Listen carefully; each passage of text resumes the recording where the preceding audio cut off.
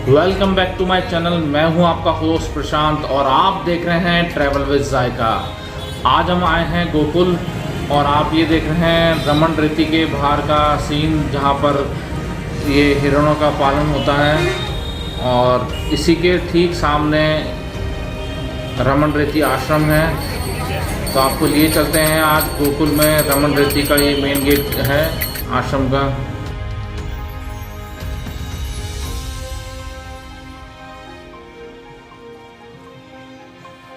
रमन रेती आश्रम जो कि गोकुल में स्थित है, ये मथुरा से करीब 10 किलोमीटर और वृंदावन से करीब 26 किलोमीटर का इसका डिस्टेंस है। तो जब भी आपका मथुरा या वृंदावन आना हो तो ज़रूर यहाँ गोकुल आएँ और रमन रेती आश्रम का दिव्य लाभ उठाएं।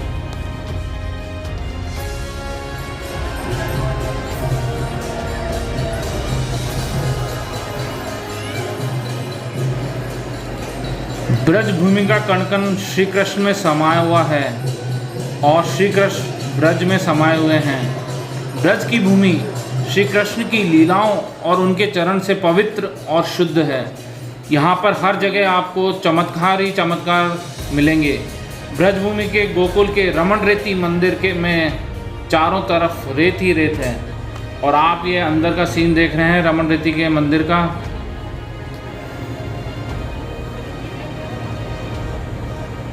यहाँ जो भक्त दर्शन के लिए आता है वह बिना रेत में लेटे या उसको मस्तक पर लगाए बगैर नहीं जाता। मान्यता है कि बाल्य अवस्था में बाल गोपाल यहाँ पर खेला करते थे और रेत में लेटते थे, इसलिए इस मिट्टी को लेकर गजब की मान्यता है। लोगों का यह भी कहना है कि इस मिट्टी को लगाने से उनके शारीरिक कष्ट दूर होते हैं।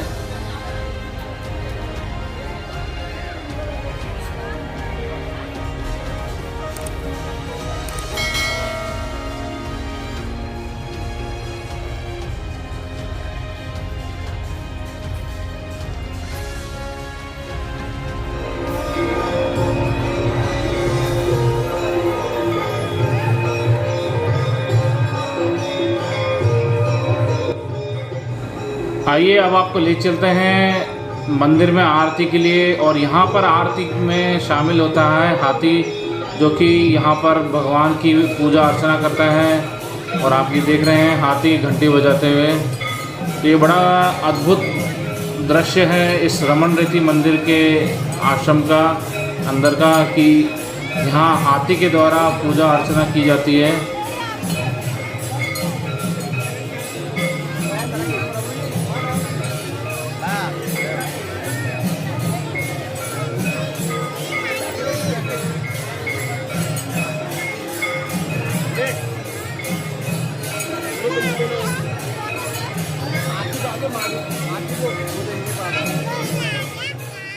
आज हम आए हैं रमन रेती आश्रम जो कि गोकुल में स्थित है रमन रेती। तो आज हम गोकुल में रमन रेती आश्रम में बैठे हैं और मेरे साथ हैं स्वामी जी महाराज। तो उनसे जानते हैं कि क्या प्रोसीजर है अगर कोई एक आम आदमी यहाँ पे आता है, दर्शन के लिए आता है, रुकने के लिए आता है, तो क्या व्यवस्था रहती है?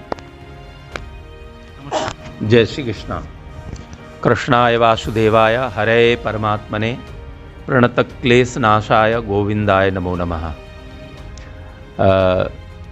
जैसा कि हम सब जानते हैं ब्रजमंडल और 84 कोस में फैला हुआ है। इस ब्रजमंडल में सभी स्थान का अपना महत्व है और सभी भगवान की लीलाओं से जुड़ी हुई स्थली है।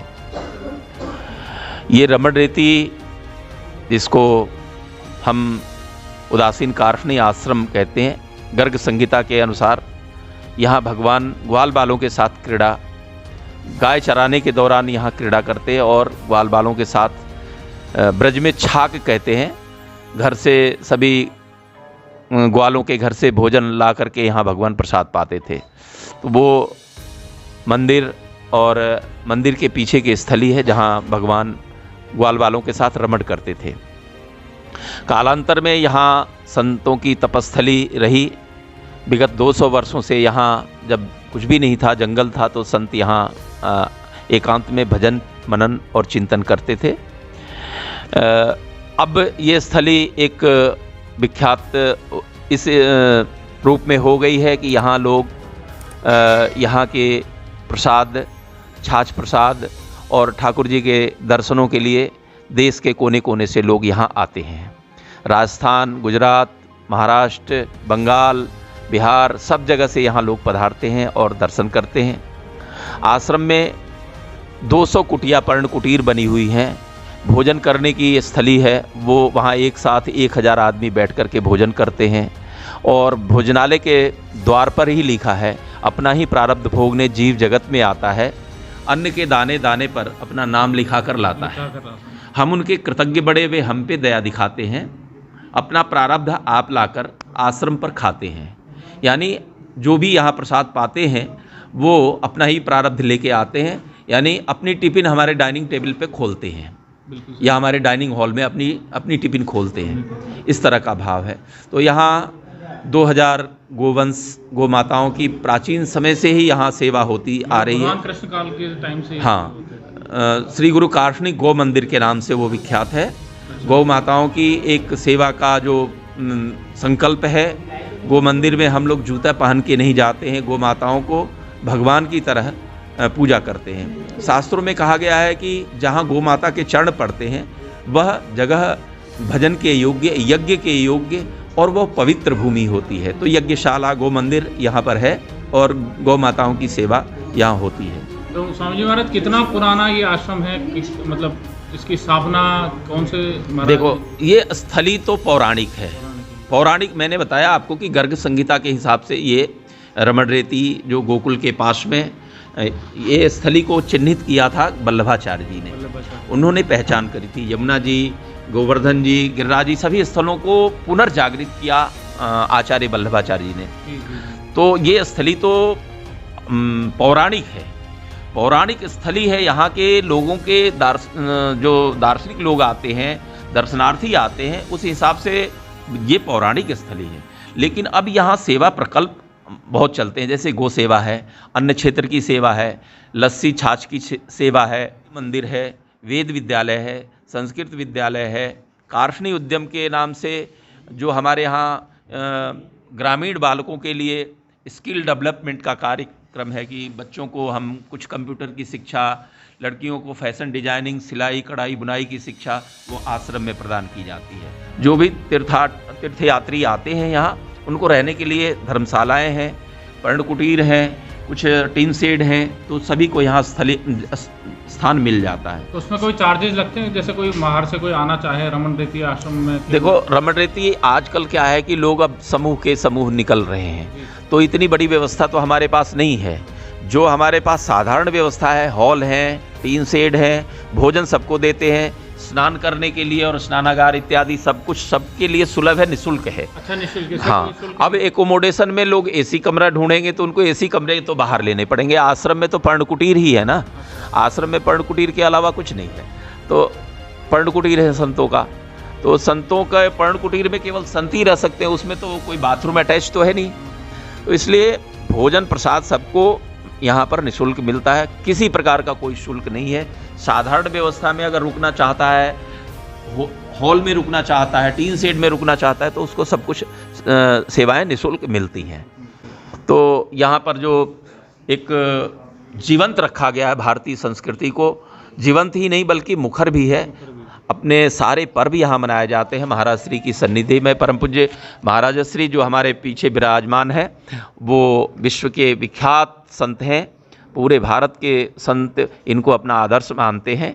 और इनकी जो रहनी बहनी सहनी है, मंगलमय गुरु के पद पंकज, मंगलमय गुरु की प्रिय वाणी, ऐसे सद्गुरुदेव भगवान जो इस समय पूरे भारत में संतों के आदर्श हैं, वो इस आश्रम का संचालन करते हैं। उनकी सन्निधि में, उनकी कृपा सानिध्य में हम सब लोग ये सेवा यहाँ देख रहे हैं। सेवाएं तो पूजा पाठ के हिसाब से आना चाहे, कोई पूजा पाठ करवाना चाहे या ऐसा कुछ, तो उसकी भी कोई व्यवस्था है? इस तरह की कोई व्यवस्था, पूजा पाठ की व्यवस्था तो यज्ञशाला है, आश्रम के आचार्य हैं वो करते हैं, वो उससे संतों का कोई वो नहीं है। यहाँ पर साधु सेवा, हमारे यहाँ एक ध्येय वाक्य है हम लोगों का, ठाकुर हमरे रमण बिहारी, हम हैं रमण बिहारी के, साधु सेवा धर्म हमारा, काम न दुनियादारी से। कोई भला कहो चाहे बुरा कहो, हम हो चुके रमण बिहारी के। विधि निषेध से जीवन चलता है। मीरा ने कहा, मेरे तो गिरधर गोपाल दूसरों न कोई। एक तरफ विधि, दूसरे तरफ निषेध है।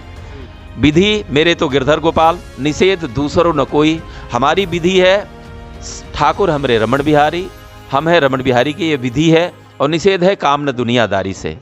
काम न दुनियादारी से हमारा ये निषेध वाक्य है। विधि हम अपनी कुटियाओं की लिपाई करते हैं। महाराज जी कुटिया भी गोबर से लिपी हुई है। चारों तरफ घास फूस को हम लोगों ने श्रद्धापूर्वक लगा करके, और यहाँ खूब भजन करते हैं। संत आनंद से विचरण करते हैं। आश्रम प्रांगण में दर्शनार्थियों के लिए हिरण है, हाथी आरती में आते हैं। ठाकुर जी की आरती का बड़ा वो महत्व है। तो जिस तरह से प्राचीन काल में परंपरा ऋषियों के आश्रम में हाथी घोड़े आरती में शामिल होते थे, वही प्रक्रिया है। तो आपके चैनल के लिए हमारी ओर से बहुत बहुत मंगल कामनाएं, और आश्रम में आप पधारे इसके लिए बहुत बहुत धन्यवाद। जय श्री कृष्ण।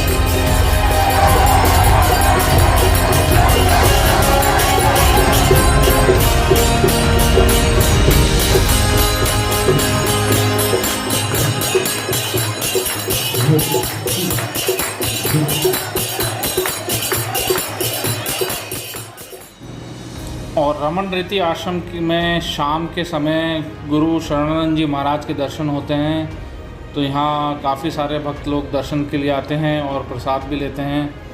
तो जब भी आपका यहाँ इस आश्रम में आना हो तो शाम के वक्त इनके दर्शन ज़रूर करिए।